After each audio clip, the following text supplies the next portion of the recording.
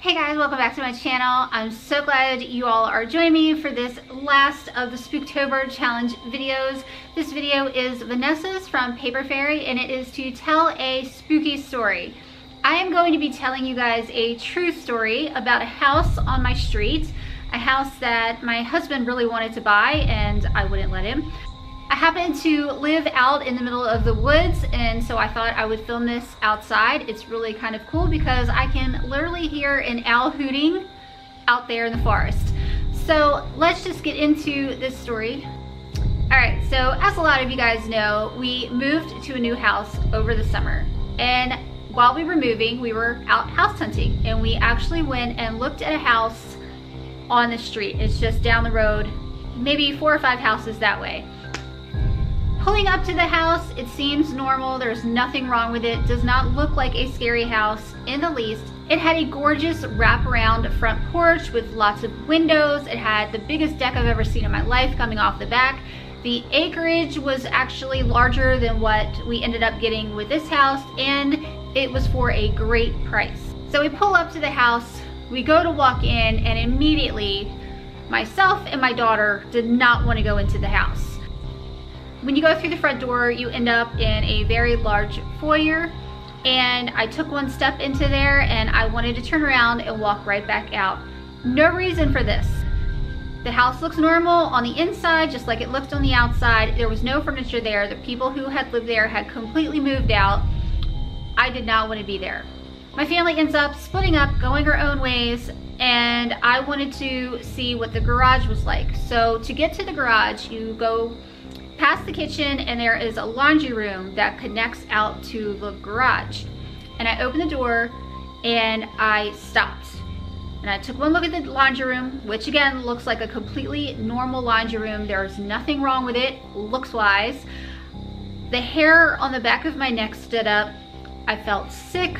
I didn't want to go anywhere near that laundry room. I didn't care what the garage looked like, and I turned around and walked back out. A few minutes later, my husband is in that area and he wants to show my daughter the garage. He opens the door, my daughter starts crying. She's 14, she's not a crier. She started crying and freaking out, saying, "Don't make me go in there, I'm not going in the laundry room." He has no idea what is going on with her. He didn't have the creepy vibes in that room at all. My son was fine in the house. My husband and son both loved the house. They thought it was great. My daughter ended up leaving the house, saying she's gonna go sit outside in the truck because she cannot be in there 1 minute longer. While she's outside, she discovers there's this big, beautiful tree in the front yard, right in front of the wraparound porch and this big window. There are dolls hanging in the tree. Freaking dolls, like porcelain, old, creepy ass dolls. 2 or 3 of them, I can't remember how many there were, but she remembers this vividly. There are dolls hanging in the tree, and they're hanging in a way to where they're facing at the window to where the dolls are watching you inside the house. I don't know what that's about. I don't know why the dolls were left there when everything else was taken. There was nothing else belonging to the owners in that house, but the dolls were hanging in the tree. You would think a real estate agent would have removed the dolls before showing the house, but they were there. So we ended up looking at other houses. The house that I'm currently in, my husband fell in love with this house also. I fell in love with this house. We ended up buying this one. All is well. Fast forward a few months and we have a homeowners association meeting, which I couldn't go to. I had to be somewhere else. My husband goes to the meeting and he ends up meeting the couple who ended up buying the house. So my husband went to talk to the other husband about the house, and he was saying things like, "Hey, I went and saw your house. We looked at it before we bought ours. I really liked it. I wanted to buy that house, but my wife and daughter vetoed it. They freaked out. They thought it was haunted. They ran out of the house, wanted no parts of it." Hand to God, the husband grabs my husband and says, "Shh, stop talking." And he looks around to make sure his wife cannot hear the conversation. And my husband is like, "Why? What's the problem?" The other guy tells my husband that when his wife went to look at the house, she had the same experience. She freaked out. She thought it was haunted, wanted no parts of it. That husband talked his wife into buying the house, and she's miserable now that she lives there. So he doesn't want us to tell her the way that we felt when we looked at the house, because I think she will divorce him. If I become friends with her because we're neighbors and she invites me over, I'm not going. She can come here to see me. I do hope I meet her someday though, maybe at another one of these meetings. I would like to meet her and see if she just so happens to say anything about the house.